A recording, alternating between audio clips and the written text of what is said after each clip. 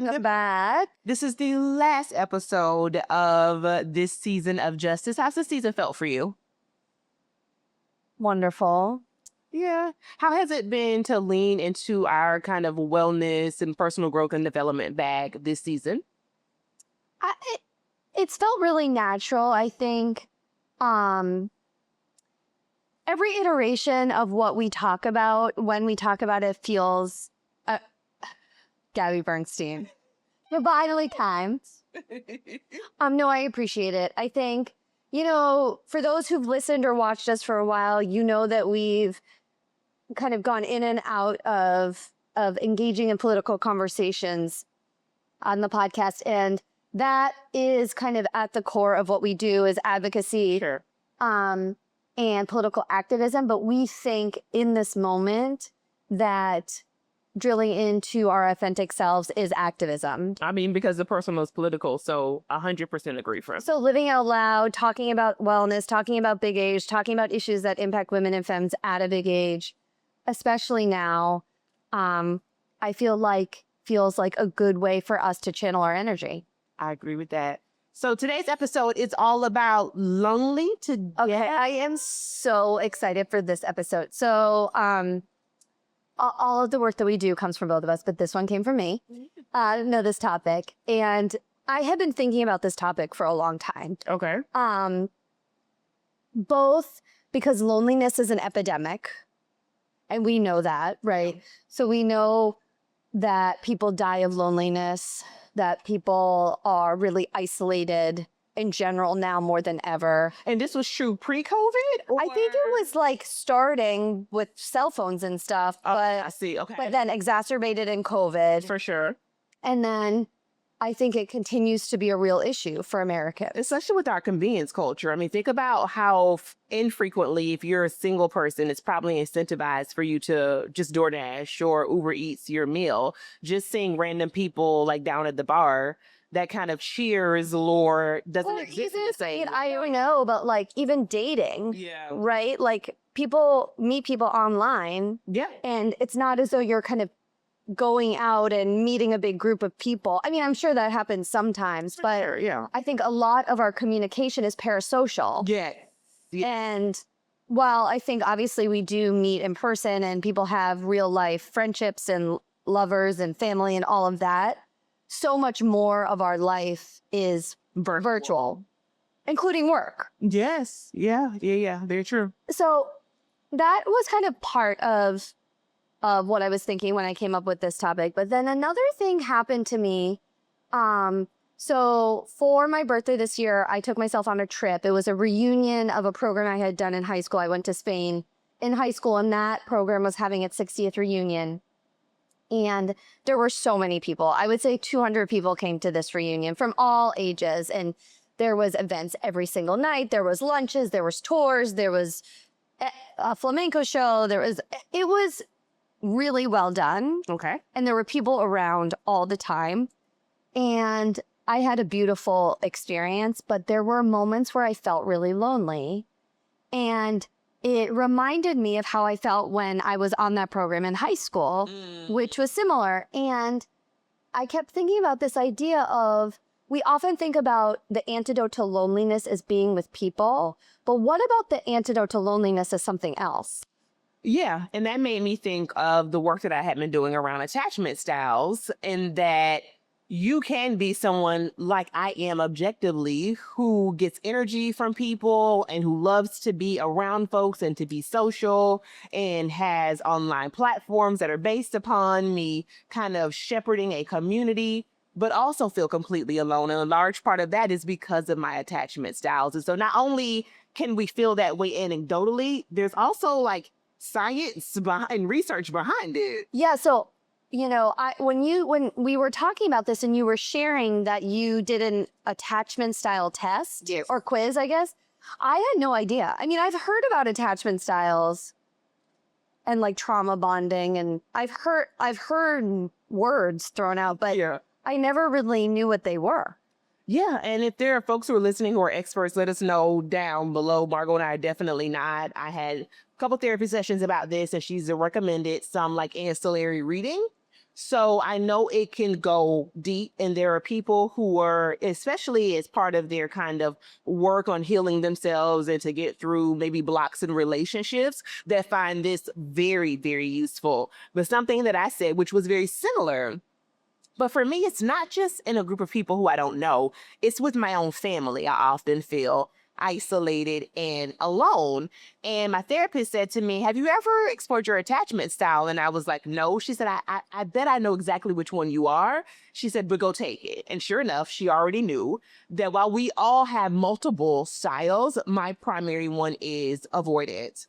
And there is something about my early development as a baby that left me to think or to feel that my primary caretakers, my biological parents, could not fulfill my needs, and that caused an avoidant attachment style. And so, just for people who don't know, what that means is, and many people would not guess this about me, but it's how I feel on the inside often, and I work to overcome it, that I avoid closeness and intimacy, that I have a strong desire for independence, I exhibit signs of emotional unavailability, and I'm hypersensitive to criticism. And so sometimes, and Margo, I have not told you this yet, I hide from my phone in responding to texts and phone calls because of the closeness and the intimacy, and it is triggering for me. So when my friends are just like, hey girl, what you doing? I'm like, I don't know. Bitch, why you love me? Because in my mind, I don't have love and I am alone. And when something challenges that, it sends me into a tailspin.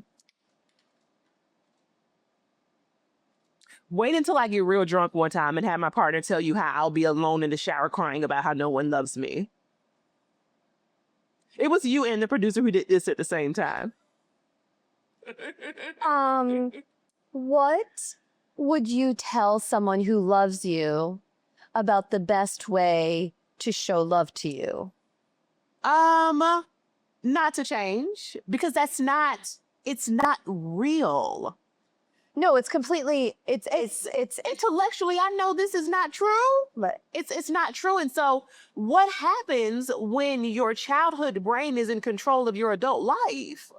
This is 100% made up. It is fictitious. well, it's not made up. Like, it's something that Well, it's you rooted in something, experience. but it is not true today. And whatever I did experience, the reality is I don't remember. We were talking about how people have been using psychedelics to uncover parts of their brain they had either suppressed or that they can't remember, because I remember a childhood that was full of love. Now, is there something maybe chemical about my teenage parents not being there and me not bonding to them chemically? Possibly, but I was a family baby. I was a church baby. I was a neighborhood baby. Everybody raised me. And if anything, I think those were protective and promotive factors that got me to where I am today. But I think, like with anything, there's two sides to every coin, Yeah. right? So something that's completely beautiful and healthy and protective, like fighting against all the aces, Mm-hmm. right? Yeah. Also can have a negative part about it. What's ACEs for people? Oh yeah, so ACEs are what are called adverse childhood experiences, and there's also a test you can do for that, which it's a really simple test online. And basically, there are different questions that are related to unavailability of parents when growing up, exposure to violence when growing up, exposure to poverty and food insecurity while growing up, having a parent incarcerated, different questions about your, basic questions about your childhood and your childhood Yes. structure. And what they've seen is the higher your ACE score, the higher the correlation with long-term illnesses. Yes. And so, again, it's just information because you can fight ACEs, right? Yes. So if you know you're a very high risk, let's say, for diabetes or heart disease because of ACEs, you can theoretically work towards preventing that. Yes. And it's information, and none of it is, the surprising part was the person who, like many of the doctors who started it, thought they were going to find direct correlation with poverty, and they didn't find that, right? They found a totally distinct outcome. And so anyway, that was another life in my professor life. Also very important. But very important and related, because while you have some of those ACEs in terms of like unavailability of one biological parent, you don't have many. Yes. Yeah. And in many ways, so this is an interesting like counter example to my upbringing, right? Because I'll share my attachment style in a second. Like, I had both my biological parents together and safely together for my entire childhood, but I didn't have a community. Like, we lived really isolated. We didn't know many people in my town. I didn't go to school in my town. Yeah. My parents worked very far away. And so there's no perfect anything, but I had like a lovely childhood in some ways, but a very lonely childhood. I was an only child. Yeah. Very interesting. Very interesting. So what is your attachment style? Anxious. Okay, say more. Tell us what that is. So I don't really know. I mean, I just took the test last night. But the questions were very profound. Like, how comfortable did you feel asking for help? How comfortable do you feel asking for help from your primary caregiver? How frequently, I don't know. Okay, do you remember some of the other questions? I found them so easy to answer. They were also asking about not just caregiver, but your relationship now. Right. So there were ones from when you were a kid and now. How do you prefer to spend your time? What kind of traits do you look for in a partner? Kind of very introspective. Yeah. So I don't really know what anxious means, but I'm sure it has something to do with fear of loss. I would imagine so. And this idea that nothing is stable. Like, that no matter the relationship, there's this like opportunity to lose it. Or there's a concern about losing it if something happens. Yeah. How does knowing your attachment style, you've known your attachment style longer than I've known my attachment style, but like, how has it changed how you approach like discord in your relationship, for example? Oh my gosh.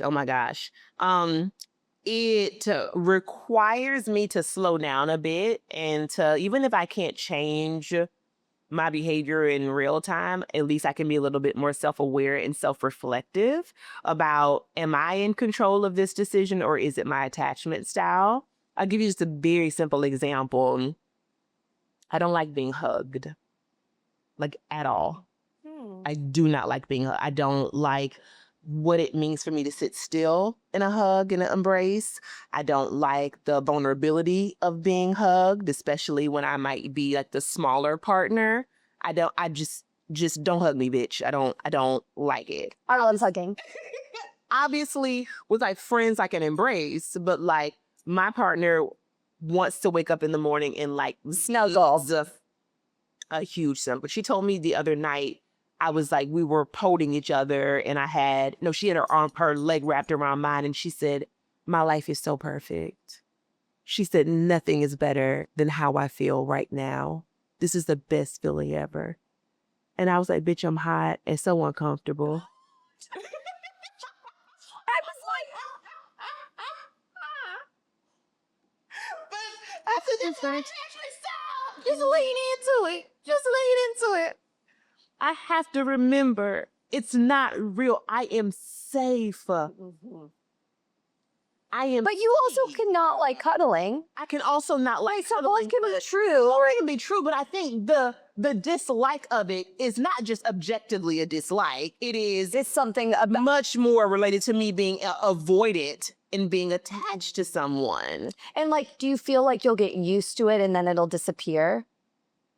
Subconsciously, probably. Absolutely. I think that's where it comes from, because what happens is babies especially a lot of times develop these types of attachment styles because their primary caretakers didn't come to them when they cried, right? It was something about their early needs that they had, whether emotionally or physically, that were not attended to. And so you begin to say, well, I don't need other people. I'm just going to rely on myself. It's so interesting and not sad.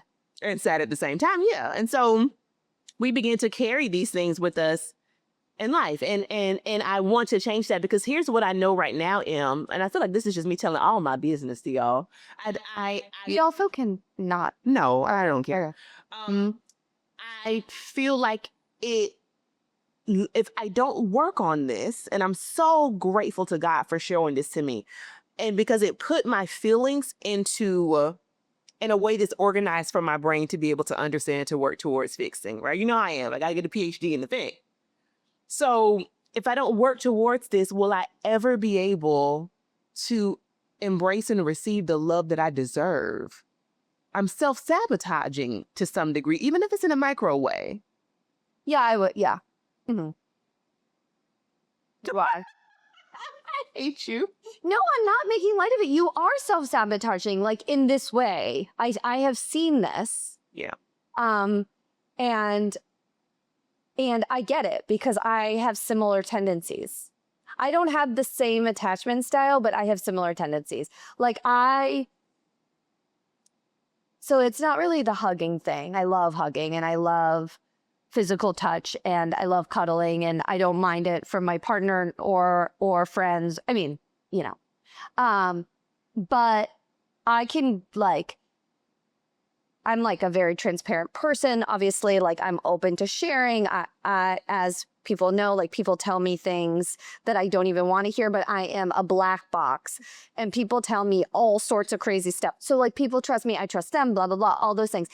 But there is something that happens to me when I get too close to someone that I'm like, okay, that's good. You become anxious. Yeah, it's like, Leave. they're gonna leave. Or I have had some, not with primary caregivers necessarily, but like with close people in my life who have left. So it doesn't come from nowhere. I get Right, no. and something. And so it's like, we only can respond to the stimuli that we've experienced. This is very true. So we just need to reprogram our brains with new experiences, and maybe your wife will do that. It's a new neural pathway. But you guys have to do psychedelics together. I would love that. She would absolutely. Although she did a lot of mushrooms when she was younger, but she would not. She's very anti, not for others, but for herself. Do you want me to talk to her? Yeah. So you can convince her. I'll here now. I can really convince anyone to do anything. You know what this makes me think of, friend, too, is like how much of, you talked about parasocial relationships at the start of the episode, how much of our attachment styles actually bleeds into whether we are welcoming an online presence in parasocial relationships or not. I'm sure it's a huge part. And I also think of parasocial relationships in two different camps. I don't know if you do. So I think of an online presence like we have, or like you have as a creator, where you're welcoming someone into content about your life, for example, or about topics that are important to you, and then engaging with people that way. That's parasocial. And I also think about parasocial, which I lean into more maybe than you do, and you lean into the other one, this idea of being in communication with people in your real life, but through parasocial means. So like only having text relationships. Okay. And never seeing someone. Okay. Or, you know, only emailing, or only, I don't know, GChat isn't a thing anymore, but like, you know what I mean? Like, never having substantive conversations in real life, but having that relationship exist in the ether. So it's like a real relationship, but you're never in the same orbit. Yeah, no, that's actually very true. I think about that with people who maybe I reconnected with, let's say from high school or college or Facebook, and we just, you know, it never felt like necessary to invite them to a big milestone event, but you're was still nice in to just you're chat still with in them. communication with them. And so I think, I don't know. I mean, I think parasocial relationships can be very positive, but I also think they have drawbacks. Yeah, I think, not to get too far ahead of ourselves, but I think about that crazy ass episode of The Daily you forced me to listen to about the woman who had a ChatGPT boyfriend. There's so much stuff like that happening now. And I just saw a headline today where a man asked his AI girlfriend To marry him. And she said yes. And he cried. What's that wedding going to be like? Well, I'm sure AI will draw a rendering of it. Yeah. I think I can see it playing both ways depending on your attachment style. And we highly recommend this, by the way, you guys. But I think that if you are secure in your attachment style, maybe you have an online presence or online relationships, maybe you don't. It doesn't matter. And if you do, you're definitely not seeking validation from an online space. I think if you are avoidant like I am, same thing. Maybe you do, maybe you don't. If you don't, it would make sense because you don't want to feel especially close to anyone. But if you do, it would make sense as well because the relationships can be so vapid. Like they're not anchored in a whole lot outside of Beyonce's internet, outside of Wi-Fi. You know, once the Wi-Fi connection goes, then so does the relationship. It is And right. And like, how do you show your care for someone? Like in a parasocial friendship, you like engage with their content, you like their posts, you promote their classes, which helps their platform, right? And all of those things are positive, but they also can disappear overnight. Yeah, absolutely. Absolutely. Again, if the platform no longer exists, if the internet or a data collection no longer exists, so does the relationship.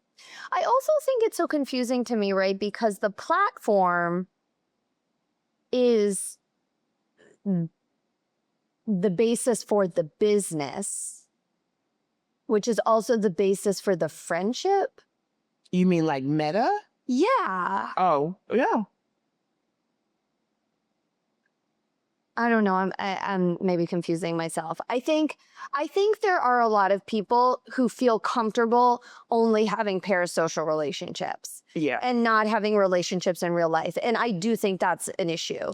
Yes. And I think that the internet has made people think that life and friendship and relationship are highlight reels, and that everything is like a moment or a snapshot or is posed.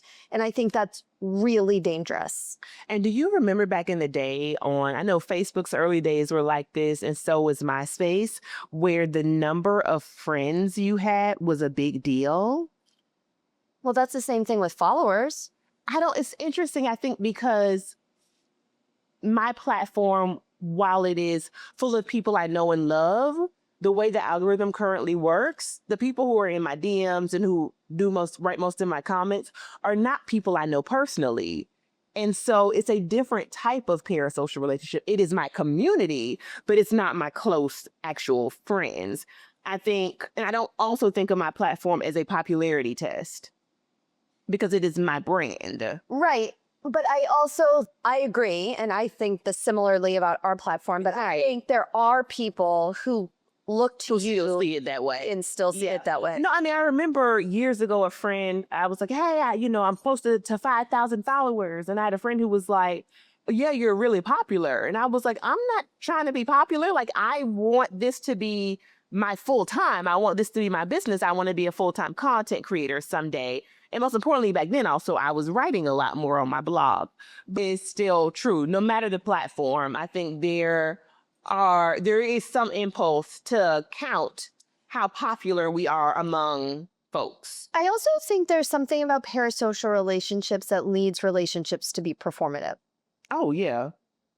Yeah. Right? Because the basis of if it is a relationship that has been born out of the internet, right? That's an incredibly beautiful, we've talked about this on the podcast, right? Like the internet and social media have brought so many incredible people together personally in our lives, but also for our brand and all of that. And so I would never say it's 100% bad, but there's also this other risk with parasocial where if you're connecting just through a lens, like a visual lens, right? That our brain like makes assumptions about the other person's life and who they are and how they operate in the world. Oh yeah, absolutely. Absolutely. Absolutely. So then what is your biggest tip for fighting those feelings of loneliness. Let's say even if you have, I don't know, 1,000 followers, subscribers, whatever the metric may be on the platform. So I don't think, I think loneliness is an internal feeling, and I don't think parasocial relationships or followers will have any impact on that. I think not that loneliness is a choice, because I think it's very real, but I think seeking authentic connection, and that doesn't have to be like deep, serious conversations all the time, but it's like places where you feel seen and seen for who you are. And like that could be a coffee shop. That could, for example, I drive 20 minutes to get my hair blow dried because I love my hairdresser. I could go around the corner probably and find someone to do it, but I love going. I love being in his barbershop. I love talking to people. They're not my friends. Yeah. But they see me, they like my kids. It's like, the ecosystem. Right? I feel like I'm part of something. I'm supporting something. I'm supporting a person, right? It's real. And so I think having authentic connection doesn't have to be long-term. It doesn't have to be like about a super deep topic necessarily, but it has to be real. I don't know. And I also want to bring back in what you said in a previous episode this season about hobbies and the importance of that as well. Because that also can be where you find community if you feel like you currently do not have it. I know I feel that way for sure. Like, as I've mentioned, going into the Cloth and Paper conference and seeing all of these Black women who love stationery, we were about the same age. It's just funny how a hobby can allow you to find your reflection in a way that I had no idea existed, because I've been at home doing this for years, and then to do so in community felt so good. I also think normalizing loneliness and loneliness within an intimate relationship, I also think that's very normal. Like, they ebb and flow. Jill Scott has this song where she says, "I'm lonely whenever you're around." So yes, there are going to be moments of feelings of isolation or moments of self-imposed isolation as well. And that's not necessarily a bad thing. It's just when you talk about the mental health impacts of it, it's when it is long-term. And we can do something about it, whether it's real or perceived. And I want to be really heavy and clear on that, on the perceived, because what I shared in the beginning of this episode, people are not going to believe about me given the number of community and tribe members I have around the world. But that means nothing if at the root you still feel like you're alone. Right, exactly. And so like, what is it in you? Right. So like, what was it in me being, I mean, I'm sure for me, right, it was like being back in a place where I felt so lonely that year, right? And was so alone and missed my family so much. I'd never been away. I couldn't speak the language. I was really, You were young. I was really young. And then like feelings of otherness kind of within the context of the program and who was there and wealth and all of these things. And I was like, this is self-imposed. I could go to the cocktail party and hold a conversation. I don't want to. That's a choice. Yeah. I want to stay in my room and read, or I want to go out, or I want to go shopping, or I want to go to a museum. I don't need to feel bad about being alone.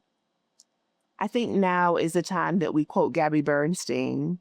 Sure. As we end the season, where she says, just choose different. Choose different, Gabby. Thank you all for tuning in to this season of justUS. I mean, I think it's been remarkable, but of course I'm biased, okay? Let us know what you think about the new setup. We're here at Bo. We're open to other suggestions in the greater Boston area. So we're filming again in a few short months. So let us know. And any topic recommendations you have as well. By now, you should be subscribed. By now, you should have given us a 5-star review across all It platforms. really helps. And you better do it too. I'm just kidding. We love you. All right, good people. Thanks for watching. See you soon.